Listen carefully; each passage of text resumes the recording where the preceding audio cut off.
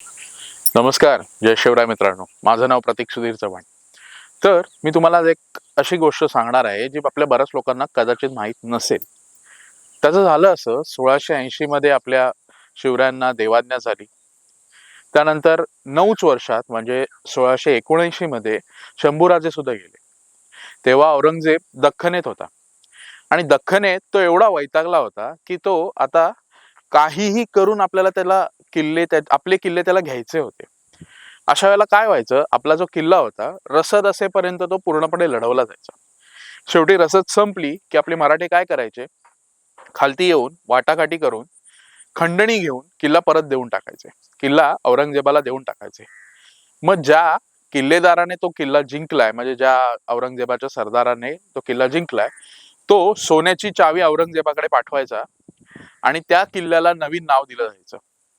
मग औरंगजेब विचारायचा, कुठल्या किल्लेदाराने हे किल्ला जिंकलाय, मग त्याला एक फलाना ढिमकाना पद द्यायचा, नामकरण करायचा, किल्ल्याचं पण नामकरण करायचं.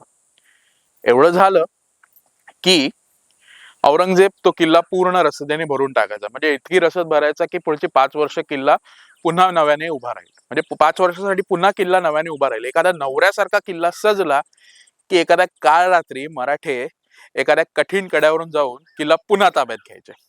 आणि यावेळेला काय करायचे, जो किल्लेदार तिथे आहे त्याच्या सहित त्याचा पूर्ण कुटुंब कबिलाला अपहरण करायचे आणि मोठी खंडणी घेऊन तेव्हा त्याची सुटका व्हायची. अहो काय करणार, शेवटी आपलं कुटुंब सुद्धा त्या दुश्मनाच्या ताब्यात आहे, तर खंडणी द्यावीच लागणार ना.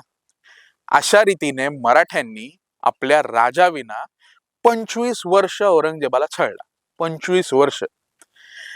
एवढा मोठा तो आग्र्याचा राजा, ज्याला आलमगीर असं म्हणायचे, त्या राजाला आपल्या महाराजांनी आणि त्यांच्या मावळ्यांनी शेवटी इथे आपल्या औरंगाबादला म्हणजे छत्रपती संभाजीनगरला जागा दिली.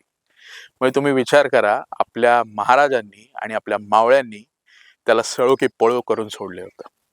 ही माहिती तुम्हाला कशी वाटली, कमेंटद्वारे नक्की कळवा.